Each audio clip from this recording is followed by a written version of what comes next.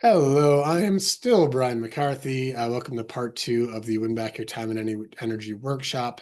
So, if you saw the first video, you went through that exercise to see how it's our own expectations of ourselves that create so much stress, overwhelm, and busyness in our lives. And when you clear them, you can get breathing room back, get a lot more time back, time for your family, for exercise and your health. You can become more productive, even better at your work because you're focused more on the right things. You can have better relationships, and work becomes enjoyable instead of so heavy and stressful and like such a slog.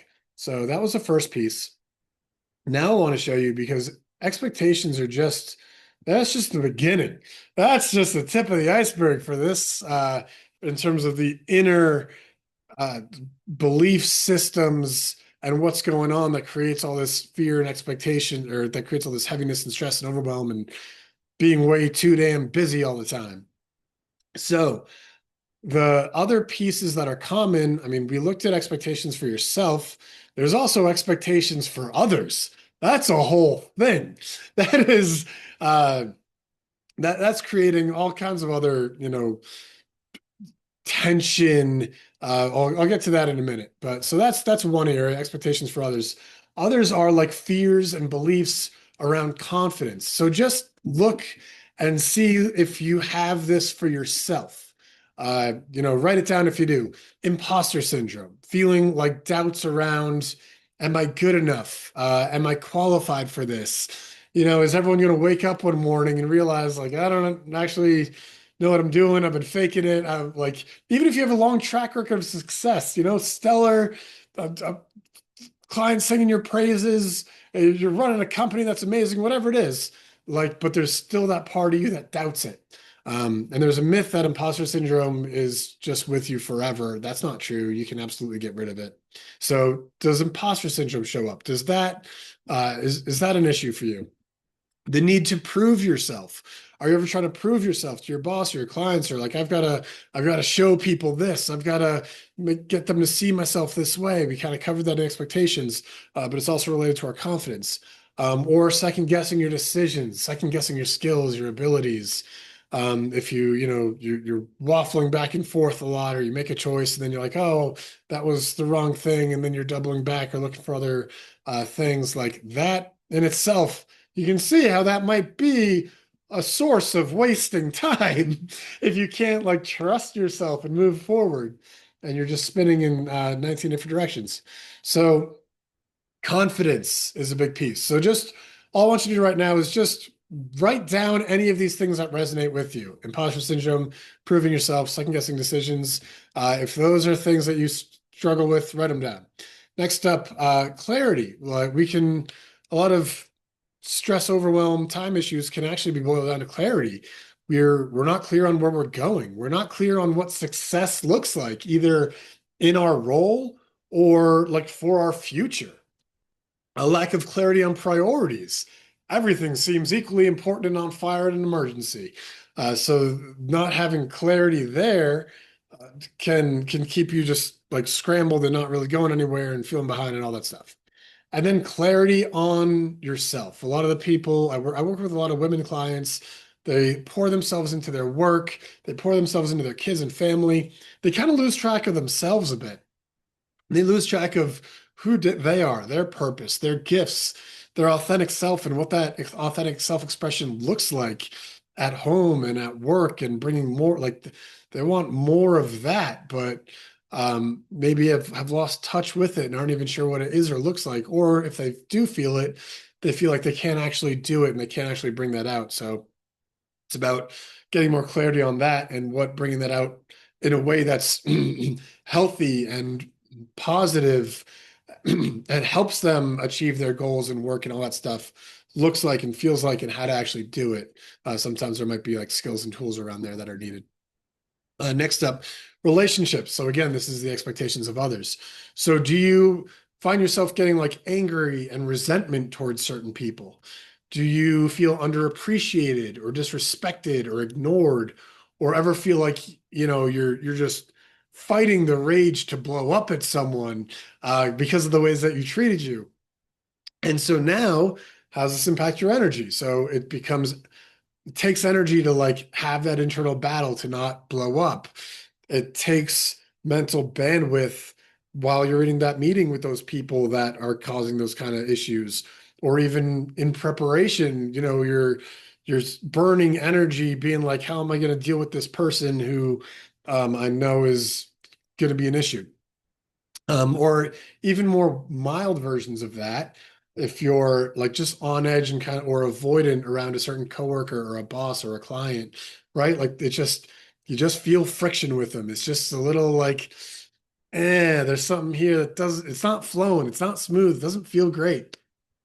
So that again can take a lot of our energy and bandwidth, even like leading up to those interactions and then after those interactions during them, like our time and energy can get consumed by that.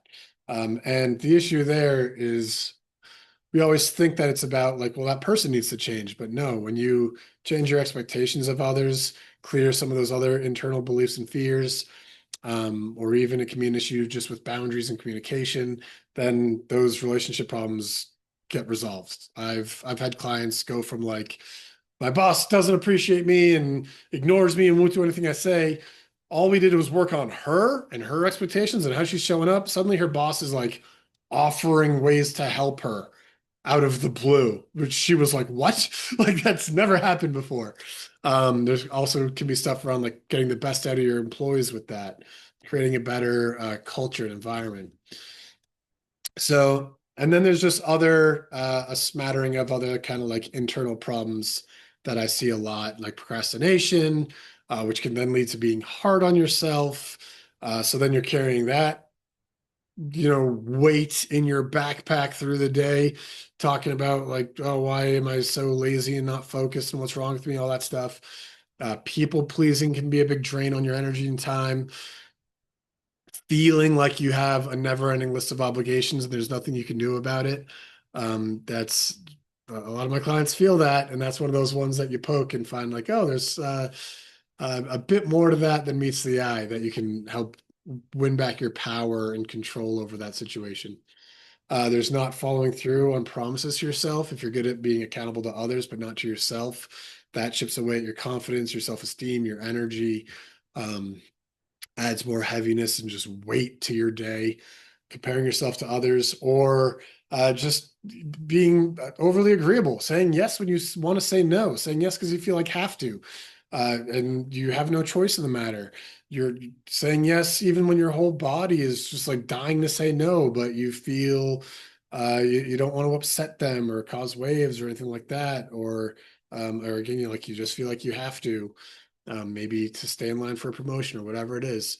So those are more internal issues. So what I want you to do for this video is look at all of first whatever expectations stuck out from the first video and then add to them. So like what of these do you have? Imposter syndrome, need to prove yourself, write them down, get the list, including these in the more section there.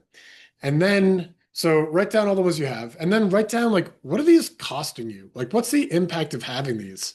What is it doing to your time, your energy, your belief in yourself, sense of self-worth, your happiness? What is all of this baggage you're carrying, these beliefs, these fears, these expectations? What's it doing to you? Um, you can also look at, and what if they were gone? If they just vanished tomorrow? And by the way, that doesn't mean that you just become a lazy blob who doesn't do anything. People think like, oh, but I need I need to beat myself up. I need the fear. I need the perfectionism to drive myself. You can also operate and create from a place of inspiration and joy and creativity and passion. And I'm sure you've had that in your life, and I'm sure that you've experienced it in your life. So the idea of like there's more to untangle with that, but know that that's available. So when you start to look at like, well, what could be possible if you clear these issues, like the imposter syndrome, these issues around confidence and clarity, if all that was taken care of, what would be possible in your life? What would that feel like? What would that look like now? What could be possible in the next 3 years that wouldn't be possible or be a major struggle with all this internal muck still swirling around and pulling at you and dragging you down. And then the last question is, what are you going to do about it? These are just notes. Like we've covered these internal blockers, issues, weights, basically. We've covered the system for kind of clearing it in the first place. And these pieces, it's the same thing, right? It's not just about like, okay, well, I just need to like let go of my anger. Just don't be angry, right? Like, how well does that work? Or I just need to stop being hard on myself. Like, the problem isn't thinking. It's a deeper emotional problem. It's a deeper problem of beliefs and like systems for how you operate. So it's going deeper inside to clear them. So if you want help with that, if you know somebody who has these issues and they're looking for help with that, you can always reach out to me. If you have another idea for how you plan to clear this stuff and break free from it so you can get your time and energy back. I'd love to hear that. I'd just love to hear what you're up to. So email me again, Brian at McCarthyMindsetCoaching.com. You can go to my website and watch a bunch of case studies if you don't believe me. This works for all kinds of people, various levels and companies, a lot of clients again who are overwhelmed with work and family obligations, and they care a lot about their work, but they just feel like they're just drained, and they feel like they're just tired of pushing harder. Like there's got to be another way. So that's a lot of who I help and work with. If you want help with this, reach out and we can chat about what that could look like. If you had any other insights, I'd love to hear about them. Okay. Have a wonderful day. Bye. Ah, what happens? How do I get rid of this?